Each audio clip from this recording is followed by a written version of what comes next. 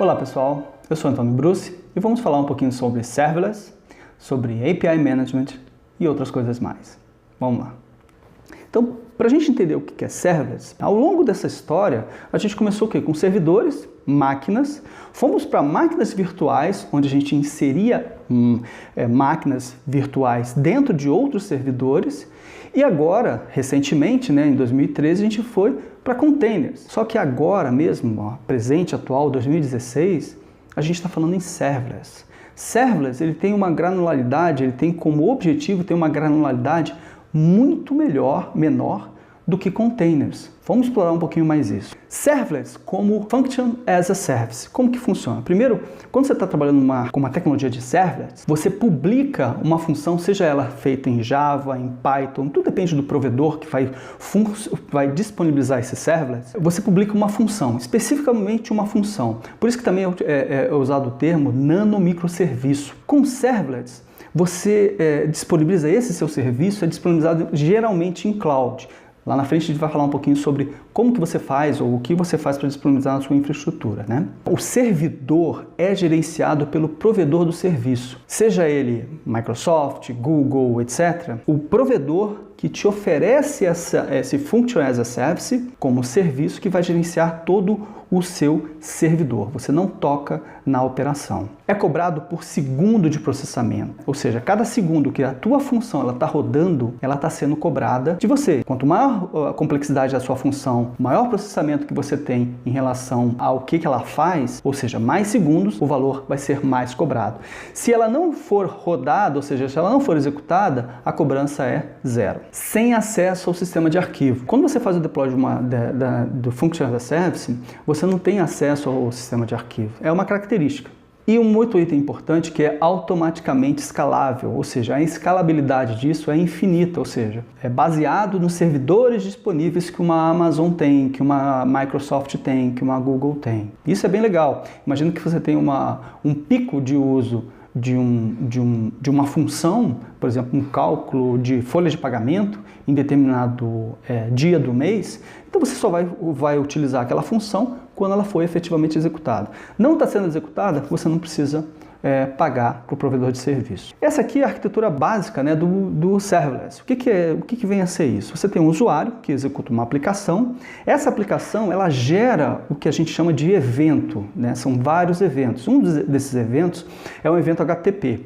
Esse evento HTTP, no final das contas, o que ele vai estar executando? Ele vai estar executando um resource que vai estar batendo num gerenciador de API. O gerenciador de API não é obrigatório você utilizar, mas é muito aconselhável. Esse gerenciador de API ele tem um API Proxy. Esse API Proxy vai estar conversando justamente com o seu Function as a Service e executando uma função. Essa sua função, ela pode fazer qualquer coisa. Nesse determinado momento, é que o provedor de serviço do Function as a Service que vai começar a cobrar de você aquela execução daquela função. Essa função pode fazer, por exemplo, executar um insert dentro de um Backend as a Service. Essa aqui é a arquitetura básica aqui do serverless. Onde isso pode ser aplicado?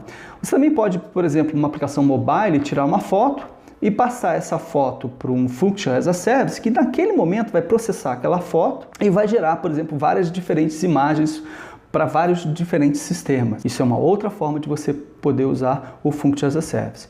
E o Function as a Service também você pode utilizar, por exemplo, com devices, com IoT devices, onde você tem a necessidade de processar um grande volume de informações, mas só naquele determinado momento. Function as a Service também é importante nesse momento. Esse exemplo é um exemplo de autoprocessamento de imagens que é bem interessante, porque uma empresa americana, o que ela faz? Ela utiliza drones com Function as a Service, porque em determinados momentos ela precisa que um processamento de imagens seja executado durante a captura. Então ele captura, manda para um servidor com Function as a Service, processa e gera o resultado de volta para o tablet. Então isso é um exemplo bem legal, porque você não poderia usar, por exemplo, imagina a imagem sendo carregada diretamente num tablet e processando num tablet. Não dá, tem que ser no servidor e nesse aspecto é bem interessante, porque só vai ser cobrado quando esse drone for para o ar. Tá bom? E quando tiver um alto volume de imagens a serem processadas. E se você quiser botar o serverless na sua infraestrutura, você pode? Pode. sem problema nenhum. Já existem alguns open source, tá? Que você pode gerenciar o seu servidor como serverless, né? O Docker Swarm, o Serverless Framework, o Apache OpenWhisk, todos esses três são frameworks, né? Que você pode estar utilizando para ter serverless o Function as a Service dentro da sua infraestrutura. Automaticamente escalável também, e vai limitar-se, logicamente, a capacidade da sua infraestrutura. Então, se você tem 10 servidores, se você instala um framework como um serverless framework, né, para gerenciar justamente o seu Function as a Service, a sua limitação vai ser nos seus servidores, né? E o bom dessa história é que você não precisa pagar nada para ninguém, né, quando a sua função estiver sendo executada. E o ruim é que você vai pagar alguém para operar isso, né? Bom, e quais são os players principais que que disponibilizam o Function as a Service numa arquitetura serverless, né, num serviço serverless? A Amazon, que é o Lambda, o OpenWhisk, da IBM, o Microsoft Azure e o Cloud Function. Esses todos são pagos. Do outro lado, você já tem o que? Ou seja, você utiliza frameworks, ou basicamente containers, né, que é o caso do Docker. Você utiliza o Docker Swarm para fazer esse gerenciamento de vários containers. Você pode utilizar o Serverless Frameworks ou o Apache OpenWhisk, que virou um open source da Apache.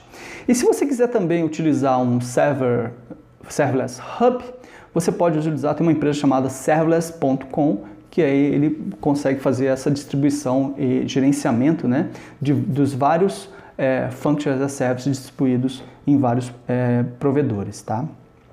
Vou falar um pouquinho de cada um. O Amazon Lambda, por exemplo, o que ele aceita? Ele aceita... Aí vai a diferença, tá? O Amazon Lambda, o AWS Lambda, ele aceita Node.js, Java, Python e também .NET, tá? Ele é o mais antigo, o AWS Lambda, mais antigo de todos. Começou em 2013, 2014, tá? E ele também tem vários sistemas de invocamento, né, de eventos que sensibilizam o seu Function as a Service, baseado, por exemplo, no DynamoDB, que é a parte de Backend as a Service da Amazon, ou S3, ou Alexa, né? Ou seja, tem vários sensibilizadores de eventos para trabalhar com Lambda. Você tem o Azure Function, que também é bem interessante, né? E o Azure, ele aceita o C#, F#, Node.js, Python, Bash, e também você pode criar qualquer função como os outros, né? Também tem um esquema de eventos, né? Todos eles têm um esquema de trigger de eventos, tá? Especificamente com HTTP, e também tem outros que eu vou falar um pouquinho mais na frente, tá? Você também tem o Cloud Function, que é o mais novo dessa história. Também aceita o Node.js, HTTP e também alguns eventos, né, baseados nos softwares da Google. E por último, o OpenWhisk. O OpenWhisk funciona com Node.js e com o Swift, e ele está dentro da estrutura do Watson. Então você consegue usar muitas APIs do Watson com o OpenWhisk da IBM. Bom, e esse aqui? Aqui você tem uma estrutura, um desenho que mostra o servlet quando ele é sensibilizado com HTTP, né? HTTP ou HTTPS. O que acontece? Qualquer cliente. Então isso aqui é uma arquitetura orientada a eventos, né? O serverless, e qualquer evento que for gerado e executar de uma forma assíncrona o seu Function as a Service, o Function as a Service visualiza como um evento que está entrando, um evento HTTP. E aí ele vai tomar a ação que você programou, né? Como, por exemplo, executar um Backend as a Service. Interessante você botar um Backend as a Service junto, por quê? Porque o Backend as a Service, por exemplo, a Amazon, a APG, da Google, né? Eles também são automaticamente escaláveis. Então, se você está procurando uma escalabilidade de dados, é interessante que você use um Backend as a Service também. Quando você está falando de eventos origem, eu botei aqui o da Amazon, né? Então, da Amazon você tem eventos, por exemplo, em repositórios, eventos de mensageria, eventos de dados, eventos de endpoints, né? De endpoints específicos. Ou seja, o seu Function as a Service, no esquema de Public Subscriber, ele diz que ele vai ser sensibilizado se um evento desse acontecer. Então, por exemplo, se alguém fizer uma inserção de dados dentro de um Amazon DynamoDB, essa inserção pode, a partir do momento que o Function as a Service esteja cadastrado como um subscriber, né, o DynamoDB vai publicar naquela fila, né? E aí o Function as a Service vai receber essa sensibilização e vai executar alguma ação, tá? Então, a origem, você configura a sua regra e aí o trigger que vai executar. E aí as linguagens vai depender, lógico, do provedor que você escolheu como Function as a Service, ou Serverless, né? Que pode ser Node, Swift, Java, Python, etc. E aqui em cima eu pus também exemplos, né, de Backend as a Service, como User Grid e DynamoDB da Amazon, tá? Um outro também que você pode, que geram eventos origens, a própria Microsoft, né? Eu pus aqui alguns eventos origens da Microsoft, como por exemplo Machine Learning, como a parte de Storage também, como a parte de o DocumentDB deles, ou seja, o esquema é muito semelhante, né? Quase que idêntico, tá? E o que muda com Serverless? Primeiro, você vai ter uma configuração declarativa para automatizar a sua configuração, minimizando o tempo e o custo de entendimento. Isso é legal, né, quando você tem essa configuração declarativa, né? Segundo, com o Serverless, você tem contratos claros, que vai oferecer a portabilidade máxima entre ambientes, seja um ambiente de desenvolvimento, homologação, produção. Você tem efetivamente a implantação contínua entre esses ambientes, tá? Basicamente, com um comando você muda, você pega um function que você criou, né? Uma função que você criou e você joga num outro ambiente. Isso é bem legal, né? 100% cloud. Então, sem a preocupação com servidores, sem a preocupação com containers, sem a preocupação se o servidor está alcançando o limite máximo de memória, você não se preocupa com isso, tá? Ou mesmo patches ou versões de SO, você não se preocupa com isso. Isso é bem interessante, tá? Isso muda bastante. Mas vem a pergunta, né? O que eu vou fazer? Vou trabalhar com serverless, ou vou trabalhar com containers, ou vou trabalhar com Platform as a Service, ou vou trabalhar com VMs, né? Logicamente que a VMs é mais antiga, né? Então vamos ver como que é um comparativo. Até o que acontece? Hoje, quando a gente está falando de servlets, também muitas pessoas dizem que é sem operação, ou seja, você não precisa mais de uma infraestrutura.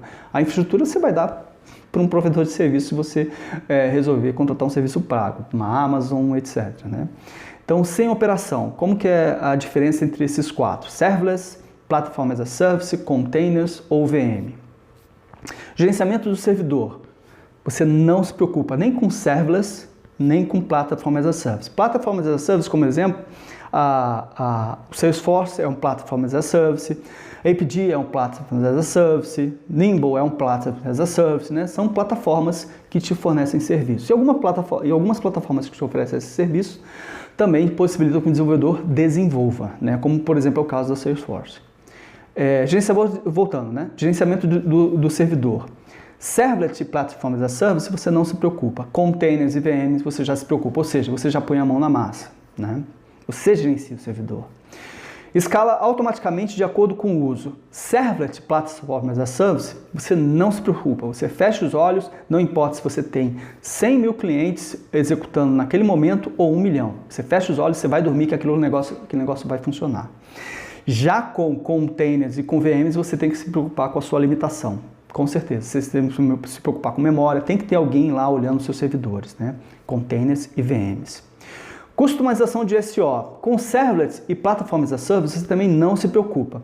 Isso pode ser um drawback. Por quê? Porque você fica sempre... se você, por exemplo, escolher o Node, você vai ter que escolher você vai ter que usar aquela versão do Node que o seu provedor do Function as a Service, né, ele está te provendo, né? Então você também não se preocupa, né, no Serverless e no Platform as a Service com customização de SO. Já com containers VM, sim. Cobrança, serverless, por requisições minutos, né? Minutos ou segundos, e plataforma as a service é variável, depende do provedor do serviço. Containers depende do provedor, né? Ou seja, como que é a cobrança, e VM também depende do provedor da VM. Executa qualquer tecnologia ambiente? Não, nem serverless e nem plataforma as a service, porque eles são extremamente o quê? Proprietários ou específicos, vamos falar a palavra específicos, tá? Já o container VM você pode fazer qualquer coisa. Rápido lançamento. Rápido lançamento para os dois aqui primeiros, sem ops, é imediato. Você tem lá o seu código, você publica, ele já vai executar. Já com containers não, você precisa da tua infraestrutura configurada, tá? E, por último aqui, se você olhar pelo aspecto do limitado de uma ponta e flexível na outra ponta, do ponto de vista de o poder que você tem sobre a infraestrutura, né? Quando você vai para uma VM, você é altamente flexível. Quando você vai para uma serverless, você é mais limitado, né? Porque você vai ter que usar justamente todas aquelas características, né, que o provedor do serviço está te oferecendo, tá? E no meio da história fica o quê? O Platform as a Service e o Containers. Esse aqui é um exemplo de arquitetura da Autodesk, né? A arquitetura de produção da Autodesk. Repara que você tem um user, eu vou falar muito rapidinho, você tem um user, e a primeira coisa que tem, por exemplo, um user que usa um mobile, alguma aplicação cliente, né? Ele executa a sua requisição num gerenciamento de APIs, que no caso é APD. Esse gerenciamento de APIs utiliza o Lambda, né? Que é o Function as a Service, que vai utilizar um banco de dados com uma tabela XYZ. E aí vai toda a arquitetura orientada a eventos, né? Então, é importante notar aqui que o Lambda, a parte de Function as a Service, ela está basicamente em toda a arquitetura. Então, toda a arquitetura ela é orientada a eventos. Mas como vai ficar agora? Serverless, APIs, legados, microserviços, como que vai ser tudo isso, né? Essa aqui é uma arquitetura que eu acho que muitas empresas elas encontram hoje, né? Uma parte, digamos, a parte do lado direito, a parte do lado esquerdo nem tanto. Ou seja, empresas de legado, o que a gente tem? Barramentos, servidores de aplicações, né? E aí, do outro lado, você tem uma estratégia de containers, seja esses containers em cloud ou mesmo na infraestrutura delas, com microserviços, né? Mas aí vem o serverless, né? O serverless tomando força, né? O serverless tomando força agora, as pessoas estão começando a conhecer e começando a entender o benefício de serverless, né? Inclusive esse benefício de serverless que elas podem aplicar inclusive na sua infraestrutura, reduzindo a parte operacional, né? Reduzindo o custo operacional, mesmo que elas não utilizem um provedor de serviço, né? Um Function as a Service, elas podem usar na sua infraestrutura reduzindo a parte operacional, né? Então essa é uma... E repare também que o gerenciamento de APIs ele está presente em tudo, né? Afinal de contas, mais uma vez, é a porta de entrada, né? Para que você saiba o que está acontecendo na sua infraestrutura, tanto do ponto de vista técnico quanto do ponto de vista de negócio. Agora vamos para a demo, né? Vamos falar um pouquinho, vamos demonstrar um pouquinho do serverless, como que é rápido a instalação do serverless e como que ele se encaixa dentro de um gerenciamento de API, especificamente com a parte analítica. Bom, vamos demonstrar agora o Amazon Lambda, o serverless da Amazon. Então vamos entrar aqui no meu console.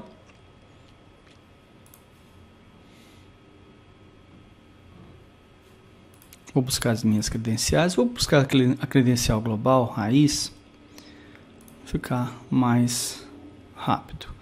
Crio aqui uma nova chave de acesso, faço o download dessa chave de acesso. E vou guardar isso aqui porque eu vou usar lá na frente, tá? Agora a gente vai para o nosso Node. Você tem que ter um Node instalado. npm install -g para ser global serverless. Pronto. Agora a gente vai dar serverless.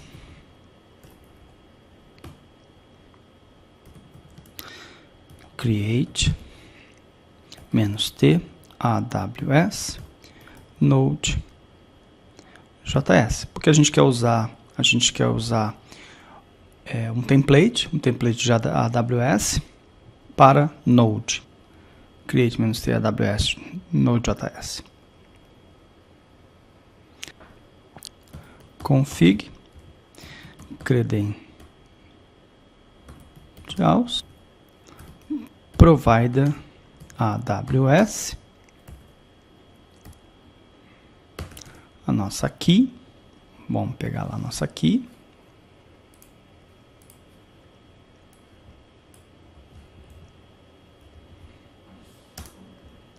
e a nossa secret key.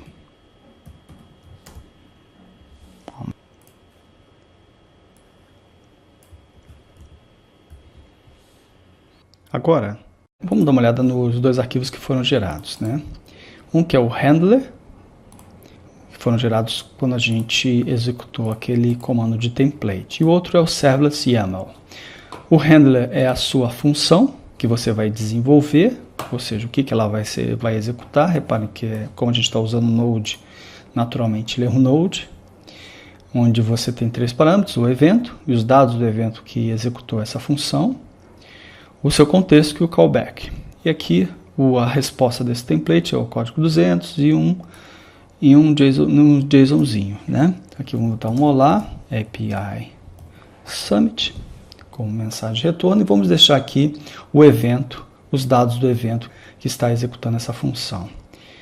E aqui a gente tem o servlet, que é o arquivo de configuração da sua função, que a gente vai dar o nome desse serviço, que é Lambda Mundo API. Vamos tirar o que não precisa, né? Esse aqui, se você quiser, por exemplo, usar o IAM da parte de identidade da Amazon, vamos tirar que a gente não precisa. Esse aqui, se você quiser adicionar, por exemplo, arquivos ou pacotes Notes, precisa. E aqui você configura quais são os eventos que você vai querer com que a sua função trabalhe. Eventos desde gerados pela própria Amazon como externos. Mostrar aqui a do HTTP. Então vamos copiar o HTTP. Vamos deletar o resto. Deletando o resto, vamos só tirar o comentário. Beleza, vamos salvar tudo. Aí vamos lá para o linha de comando e vamos botar deploy. Servler deploy.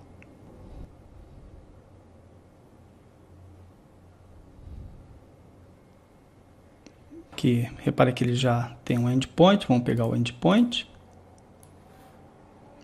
e vamos testar aqui no nosso browser.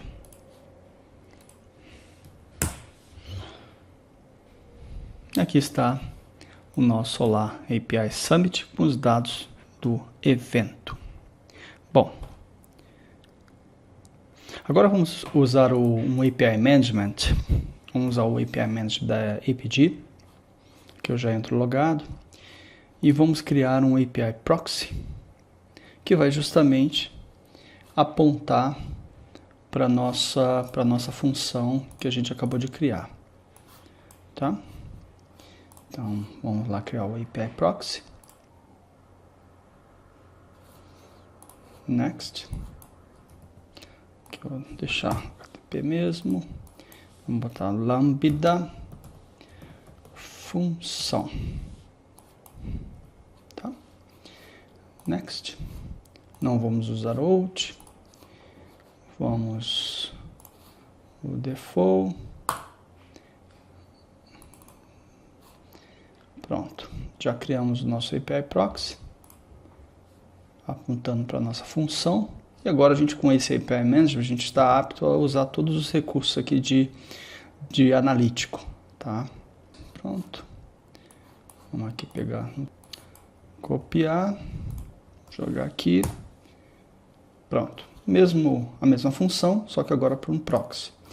Bom, a parte analítica, né? Como eu tinha falado para vocês, né? A parte analítica é extremamente importante quando você vai trabalhar com múltiplos endpoints. Não tem como você gerenciar múltiplos endpoints sem saber o que está acontecendo, né?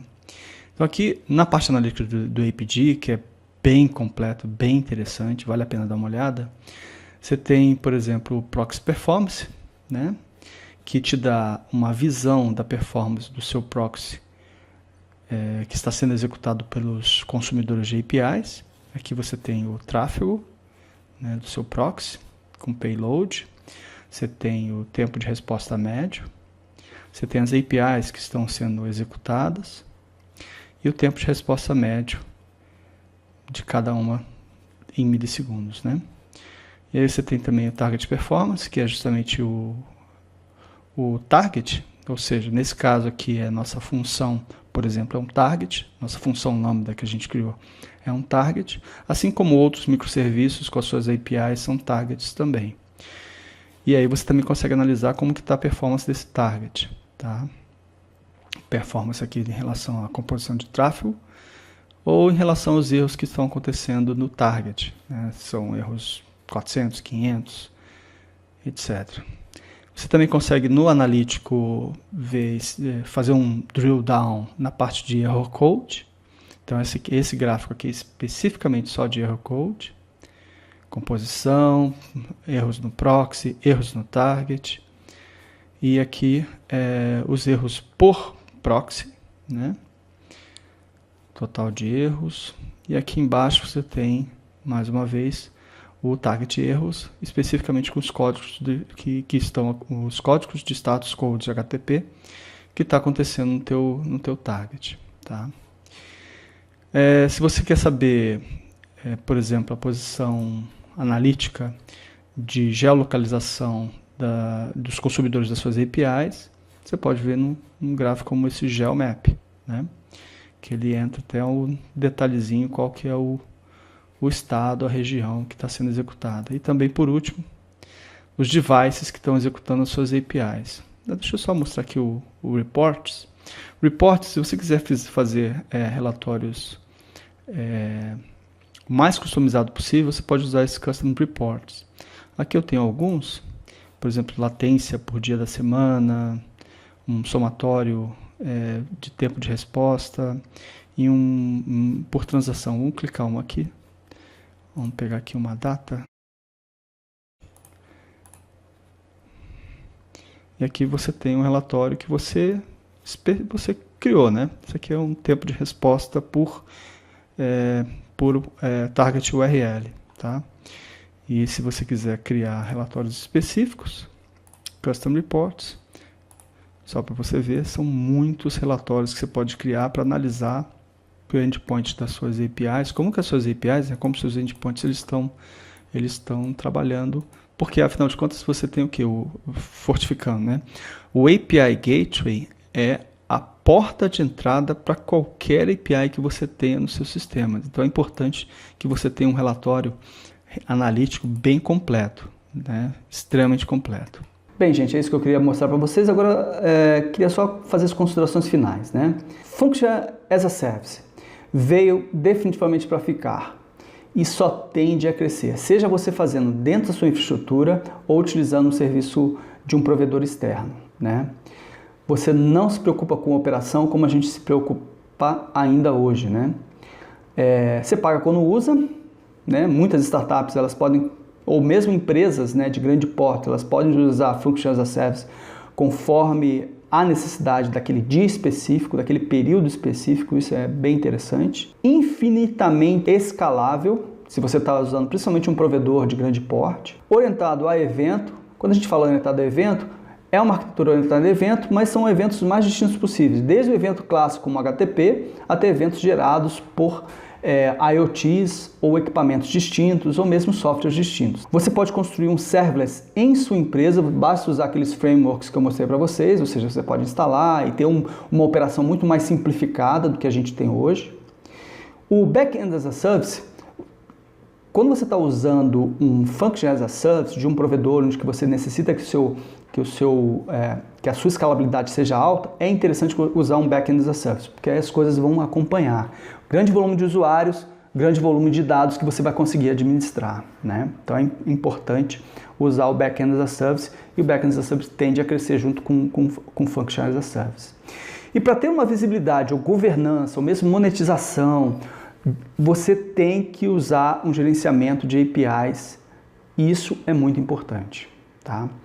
Gerenciamento de APIs te ajuda com a parte analítica, né? Fora a monetização, você tem uma estratégia de monetização, você quer botar uma API proxy com uma estratégia de monetização, use um gerenciamento de APIs, tá? Então essas minhas dicas. Espero que vocês tenham gostado. Agradeço e até a próxima.